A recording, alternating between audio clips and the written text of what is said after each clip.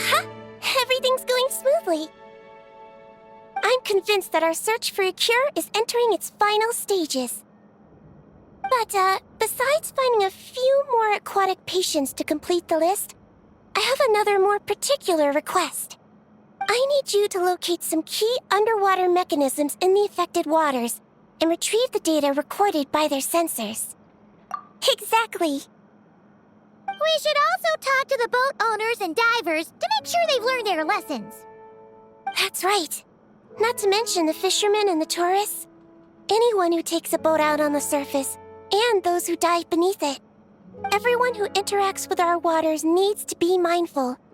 They can't just dump things in the sea and go around destroying marine habitats. Otherwise, some very aggressive fish might come along and capsize their boats.